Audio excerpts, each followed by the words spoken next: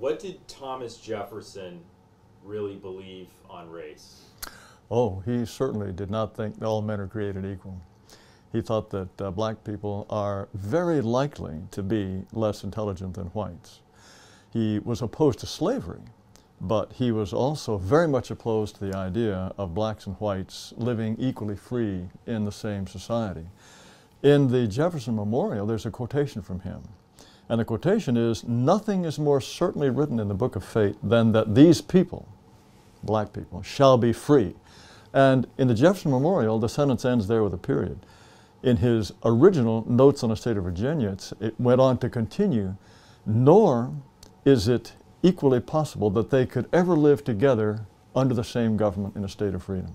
In other words, he wanted them to be free, but he wanted them to shipped out.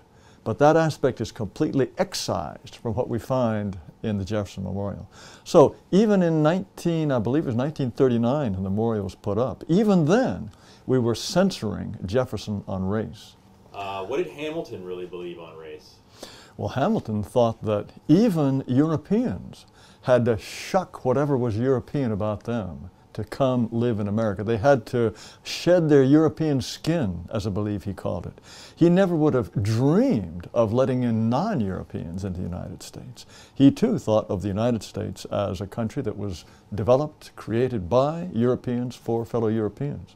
Ben Franklin, of the real founders, wrote very little about race itself, but he did say that there are very few whites generally in the world itself. If you take all of the world's population into consideration, there aren't that many whites. But he said, let us make this a country that will be populated by whites. Why bring blacks, for example, to North America when there are so few whites in the world to begin with? Let's let this be a country for us. Abraham Lincoln we think of as the great emancipator, and he did wish to emancipate the slaves, but he did not want to set them up as the equals to whites. He didn't want them to have the vote. He didn't want them serving on juries. He couldn't imagine them playing a role in government. His idea was, once they were freed, to send them outside of the United States. Even during the Civil War, he's got a serious war on his hand.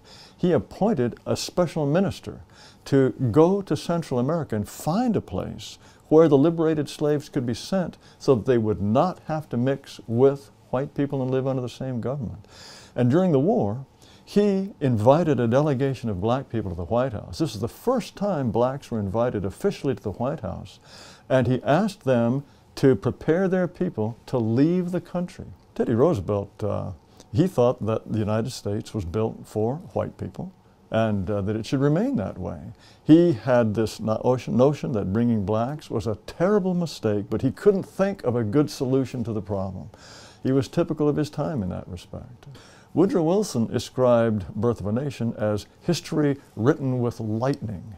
He was so impressed by it. He thought that there should be general territorial separation, that it was no good mixing the races up. Entirely typical for his time. Dwight Eisenhower, he reluctantly agreed that blacks had to be given certain civil rights, but he did not believe in social equality. He said, just because we give blacks civil rights does not mean that a Negro should come courting my daughter. Also, when he sent the army down to Little Rock, Arkansas to help integrate the schools there, he looked back on that as the most disagreeable and awful decision he'd ever had to make. He regretted having to force integration on the state of Arkansas. He was by no means a racial egalitarian himself, but like so many Americans, he felt there was a terrible dilemma. Here were blacks. They had been subject to all kinds of oppressive treatment. What was the right way to proceed? Was Jim Crow correct? No. Was slavery correct? Even worse. But was complete equality correct? He couldn't countenance that either. This has been the terrible dilemma Americans have faced about race ever since blacks have been brought to this country. How about some of the later presidents that weren't in your article? Jimmy Carter or Ford, did they have any? Oh, Jimmy Carter was very much an egalitarian. He was very much the kind of president that modern Americans would approve of. Oh, he talked about growing up with blacks, of the kinds of disadvantages that blacks have faced. I'm sure he would tell you that any inability of blacks to achieve at the same level of whites is due to the oppressive environment that whites have created. One interesting example, of course, of a white president who has often been called the first black president, that is to say, Bill Clinton. Perhaps you will recall that when Barack Obama was first threatening his wife as a potential candidate for the President of the United States or for the Democratic nomination, he referred to Barack Obama as the sort of guy, this guy used to be, he's the kind of guy who used to bring us coffee, referring to the fact that he's a black man. Somehow this comment by Bill Clinton has been forgiven him. But if a Republican had said that this is the kind of guy who used to bring us coffee, we would never hear the end of it. But all of these people,